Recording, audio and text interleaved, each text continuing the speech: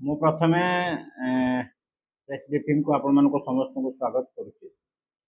ଆପଣମାନେ ସମସ୍ତେ ଜାଣିଛନ୍ତି ମହାପୁରୁଷ ଶ୍ରୀ ଅଚ୍ୟୁତାନନ୍ଦଙ୍କ ପୀଠରେ ଆସନ୍ତା 29 ତାରିଖ ସୋମବାର ଜ୍ୟେଷ୍ଠ ପୂର୍ଣ୍ଣମୀ ଉପଲକ୍ଷେ ଲକ୍ଷାଧିକ ଲୋକଙ୍କର ସମାଗମ ହେବ ଏବଂ ଗୋଟେ ପରମ୍ପରା ଅଛି। ସେଦିନ ଗୋଟେ ପବିତ୍ର ଦିନ ଏବଂ ସମସ୍ତ ଭକ୍ତମାନେ ପ୍ରାୟ ଓଡ଼ିଶାର କୋଣ ଅନୁକୂଳରୁ ଏ ଜାଗାକୁ ଆସିଥାନ୍ତି ଏବଂ ସେ ପୀଠରେ ଠାକୁରଙ୍କର ସେଦିନ ଦର୍ଶନ କରିଥାନ୍ତି। ତ ଯେହେତୁ ବହୁ ଲୋକଙ୍କର ସମାଗମ ହେବ ଏବଂ ପୀଠଟି ଯେଉଁ ଜାଗାରେ ଅଛି ତାହା ରାସ୍ତା ସଂଯୋଗ ଯେଉଁ କରୁଛି ତାହା ବହୁତ ସଂକୀର୍ଣ୍ଣ ଅଛି। ସେଥିପାଇଁ ଆମେ ପୁଲିସର ବ୍ୟାପକ ବନ୍ଦୋବସ୍ତ ଆମେ କରିଛୁ। ପୁଲିସର ବନ୍ଦୋବସ୍ତ ଦର୍ଶନ ପାଇଁ ମଧ୍ୟ କରାହେଇଛି ଏବଂ ବିଭିନ୍ନ ଜାଗାରେ ଲୋକଙ୍କର ସ୍ମୁଥଲି ଯେମିତି ଯିବା ଆସିବା କରିପାରିବେ ଏବଂ ଦର୍ଶନରେ କୌଣସି ଅସୁବିଧା ହେବ ନାହିଁ ଏବଂ ମେଳା ଗ୍ରାଉଣ୍ଡ ମଧ୍ୟ ଗୋଟେ ରହୁଛି ତା ପାଇଁ ମଧ୍ୟ ବ୍ୟବସ୍ଥା କରାହେଇଛି। ସବୁଠୁ ବଡ଼ ଜିନିଷ ପ୍ରତ୍ୟେକ ପୁଲିସ ଆରେଞ୍ଜମେଣ୍ଟରେ ଥାଏ ଯେ ତାର ଟ୍ରାଫିକ୍ ଆରେଞ୍ଜମେଣ୍ଟ। ତ ଯେହେତୁ ବହୁତ ଲୋକଙ୍କର ଲକ୍ଷାଧିକ ଲୋକଙ୍କର ସମାଗମ ହେବ ତା ପାଇଁ ବହୁତ ଯାନବାହନ ଦୁଇ ଚକିଆ ଯାନ ପାଖରୁ ଆରମ୍ଭ କରିକି ଚାରି ଚକିଆ ଯାନ ପର୍ଯ୍ୟନ୍ତ ବହୁତ ପ୍ରକାର ଯାନବାହନ ଲୋକମାନେ ନେଇକି ଏ ଜାଗାକୁ ଆସିବେ। ତେଣୁ ସେଥିପାଇଁ ପ୍ରତ୍ୟେକ ଯାନବାହନର ପ୍ରତ୍ୟେକ ଦିଗରୁ ଯେଉଁମାନେ ଯାନବାହନ ନେଇକି ଏ ଦର୍ଶନ ପାଇଁ ଆସିବେ ସମସ୍ତଙ୍କ ପାଇଁ ବିଭିନ୍ନ ଜାଗାରେ ପାର୍କିଂର ସୁବନ୍ଦୋବସ୍ତ ମଧ୍ୟ କରାହେଇଛି ଏବଂ 29 ତାରିଖ ଦିନ ପାଇଁ ଆମେ ସମସ୍ତଙ୍କ ଜନସାଧାରଣଙ୍କ ଅବଗତି ନିମନ୍ତେ ଆପଣଙ୍କ ମାଧ୍ୟମରେ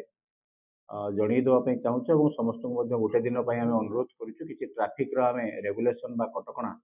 ସମସ୍ତ ଦର୍ଶନ ଯେମିତି ସୁଚାରୁ ରୂପେ ହେଇପାରିବ ଏବଂ ଏତିକି ଲୋକ ଏବଂ ଗାଡ଼ି ତାକୁ ଆମେ ପ୍ରପରଲି ଏକୋମୋଡେଟ୍ କରିକି ଠିକ୍ରେ ପରିଚାଳନା କରିପାରିବୁ ସେଥିପାଇଁ ବ୍ୟବସ୍ଥିତ କରିବା ପାଇଁ ଆମେ କିଛି ଟ୍ରାଫିକ୍ର ବନ୍ଦୋବସ୍ତ ମଧ୍ୟ କରିଛୁ। ତ ସେ ଟ୍ରାଫିକ୍ ଯେଉଁ ବନ୍ଦୋବସ୍ତ ହେଇଛି ସେ ବିଷୟରେ ଆମେ ଆଜି ଆପଣଙ୍କୁ ସୂଚନା ଦେବୁ ଜନସାଧାରଣଙ୍କ ଜାଣିବା ପାଇଁ। ତ ଆମେ ପ୍ରଥମେ ଯେତେବେଳେ ସାଲେପୁର ନିଶ୍ଚିନ୍ତ କୋଇଲି ପଟରୁ ଆସୁଛୁ ଆମେ ବରପଦା ଛକ ରହୁଛୁ। ବରପଦା ଛକରୁ ବରପଦା ବ୍ରିଜ୍ ଦେଇକି ତିନିମୁହାଣୀ ଛକ ପଟକୁ ସମସ୍ତ ପ୍ରକାର ହେଭି ଭେହିକିଲ୍ସ ଏବଂ ମଧ୍ୟମ ଯାନ ମାନେ 6 ଚକିଆ ଯାନ ପାଖରୁ ଉର୍ଦ୍ଧ୍ୱ ଯାନ ଏବଂ ହେଭି ଭେହିକିଲ୍ସ ସେଠି ରେଷ୍ଟ୍ରିକ୍ଟ କରାହେଉଛି ଯେ କୌଣସି ପ୍ରକାର ଏପଟକୁ ଆସିବେ ନାହିଁ ଏବଂ ଯେଉଁମାନେ ତିନିମୁହାଣୀ ଛକରୁ କେନ୍ଦ୍ରାପଡ଼ା ଖୋଦାନଗରୀ ଏବଂ ସେପଟକୁ ଯିବା ପାଇଁ ଚାହୁଁଛନ୍ତି ସେମାନଙ୍କୁ ଆମେ ସମସ୍ତେ ଅନୁରୋଧ କରିଛୁ ଯେ ତିନିମୁହାଣୀ ଛକରୁ ବାଁ ପଟ ରାସ୍ତାରେ ତରତ ଶାସନ ଦେଇକି ନରେନ୍ଦ୍ରପୁର ଛକ ପାଖରେ ବାହାରିକି ଆପଣ ସେପଟେ ଯାଇପାରିବେ। ଯାହାଦ୍ୱାରା ଆମର ମେଳା ସଂକ୍ରାନ୍ତରେ ଯେଉଁ କଟକଣା ଲାଗୁଛି ବା ଲୋକଙ୍କର ସମାଗମ ରହୁଛି ବା ଭିଡ଼ ରହୁଛି ସେ ଭିତରକୁ ସେମାନେ ଆସିବେ ନାହିଁ ଏବଂ ଯେଉଁମାନେ ଦର୍ଶନ ପାଇଁ ନେମାଳ ପୀଠକୁ ଦର୍ଶନ ପାଇଁ ଆସୁଛନ୍ତି ଏବଂ ସାଲେପୁର ନିଶ୍ଚିନ୍ତ କୋଇଲି କଟକ ଏପଟରୁ ଆସୁଛନ୍ତି ବରପଦା ବ୍ରିଜ୍ ଦେଇକି ସେମାନେ ତିନିମୁହାଣୀ ଛକରୁ ନଦୀ ବନ୍ଧରେ ସମସ୍ତ ପ୍ରକାର 2 ଚକିଆ 3 ଚକିଆ ଏବଂ 4 ଚକିଆ ଗାଡ଼ି ଅପ୍ ଟୁ 100 ମିଲ୍ ଛକ ପର୍ଯ୍ୟନ୍ତ ସେମାନେ ଆସିବେ ଏବଂ 100 ମିଲ୍ ଛକରେ ଆମର ପାର୍କିଂର ବ୍ୟବସ୍ଥା ହେଇଛି। ସେ ଜାଗାରେ ସମସ୍ତ ପ୍ରକାର ଗାଡ଼ି ସେମାନେ ପାର୍କିଂ କରି ସେଠାରୁ ପାଦରେ ଚାଲିକି ନେମାଳ ପୀଠକୁ ଯିବେ ଏବଂ ସେଠି ଦର୍ଶନ କରି ଫେରିଲା ପରେ ମଧ୍ୟ ସମାନ ବ୍ୟବସ୍ଥାରେ ଗାଡ଼ି ନେଇକି ଫେରିବେ। 100 ମିଲ୍ ଛକ ପାଖରୁ ନେମାଳ ପୀଠ ପର୍ଯ୍ୟନ୍ତ କୌଣସି ପ୍ରକାର ଯାନବାହନ ଚଳାଚଳ ନିଷେଧ କରାଯାଇଛି ଏବଂ ଆମେ ପରିସ୍ଥିତି ଦେଖିକି କିଛି ଯାନବାହନ ହାଇସ୍କୁଲ ପାର୍କିଂ ଯେଉଁଟାକି ଜଳଦିଆ ବ୍ରିଜ୍ ଏଣ୍ଡିଂ ରହୁଛି ଏବଂ ତାର ଆଗ ପର୍ଯ୍ୟନ୍ତ ଯେଉଁଟା ହାଇସ୍କୁଲ ପାର୍କିଂ ରହୁଛି ଆମେ କିଛି ସକାଳୁ ଦିନରେ ଯଦି ଟ୍ରାଫିକ୍ ଡେନ୍ସିଟି କମ୍ ଥିବ ଲୋକଙ୍କର ଯିବା ଆସିବା ଟିକେ ଦେଖିକି ଆମେ କିଛି ବାଇକ୍ ତାକୁ ଆମେ ଛାଡ଼ିବୁ ଯୋ ଦ୍ୟାଟ୍ ସେଇଟା ହାଇସ୍କୁଲ ପାର୍କିଂ ପାଖରେ ଡାହାଣ ପଟେ ନଦୀ ପଠାରେ ଯେଉଁ ପାର୍କିଂର ଆମର ବ୍ୟବସ୍ଥା କରାଯାଇଛି ସେ ଜାଗାରେ ବାଇକ୍ ସେମାନେ ପାର୍କିଂ କରିବେ ଏବଂ ସେମାନେ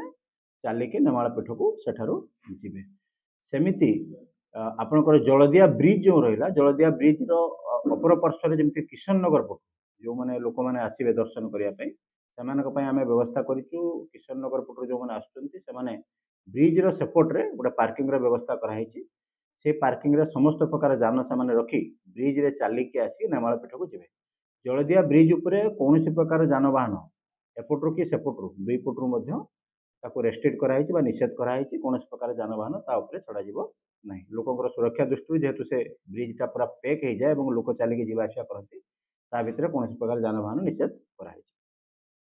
ନରେନ୍ଦ୍ରପୁର ପଟୁ ଯେଉଁମାନେ ଆସୁଛନ୍ତି ଷ୍ଟାର୍ଟିଂ ଫ୍ରମ୍ ନରେନ୍ଦ୍ରପୁରରୁ ଯେଉଁମାନେ ଆସୁଛନ୍ତି ଯେଉଁମାନେ କଟକ ସାଲେପୁର ନିଶ୍ଚିନ୍ତ କୋଇଲି ଯିବା ପାଇଁ ଚାହୁଁଛନ୍ତି ସେମାନଙ୍କୁ ଆମେ ମାର୍ଗଦର୍ଶିକା ଜାରି କରିଛୁ ଯେ ସେମାନେ ନରେନ୍ଦ୍ରପୁର ଛକରୁ ରାଇଟ୍ ସାଇଡ଼୍ରେ ତରତ ଶାସନ ଦେଇକି ତିନିମୁହାଣୀ ଛକ ପାଖରେ ବାହାରନ୍ତୁ ଏବଂ ସେଠି ବରପଦା ବ୍ରିଜ୍ ଦେଇ ସେମାନେ ତାଙ୍କର ଗନ୍ତବ୍ୟସ୍ଥଳକୁ ଯିବେ ଏବଂ ଏପଟରେ ଯେଉଁ ମେଳା ପଟେ ଯେଉଁ ଭିଡ଼ ରହୁଛି ସେପଟେ କୌଣସି ପ୍ରକାର ଗାଡ଼ି ନ ଆଣିବା ପାଇଁ ଆମେ ଅନୁରୋଧ କରିଛୁ ଏବଂ ଯେଉଁମାନେ ଦର୍ଶନ ପାଇଁ ଆସୁଛନ୍ତି ସେମାନେ ସମସ୍ତ ଗାଡ଼ି ସେମାନେ ନେଇକି ଆସିପାରିବେ ଏବଂ नरेंद्रपुर ब्रिज रे ऊपर को उठिक बाबूजंग पाखे जो ब्रिज अच्छी सेपटे नदी बंधर आसीपर और तले जदि केनाल रोड रे आसीपर केनाल रोड रे जदि आसबे ताले नगसपुर छक पाखु लेफ्ट टर्न नेबे एवं रिंग रोड को बा नदी बंध को उठिबे सेठू आपको जाई कॉलेज छक पार्किंग जो अच्छी कॉलेज छक पार्किंग रे समस्त प्रकार जानवाहन से रखी से माने आगो को चलिकी नेमाल पीठ को चलिकी जिवे कॉलेज छक पार्किंग पाखु नेमाल पीठ पर्यंत आम संपूर्ण जानवाहन समस्त प्रकार जानवाहन आम निषेध करूँ लोकंर सुरक्षा पाई।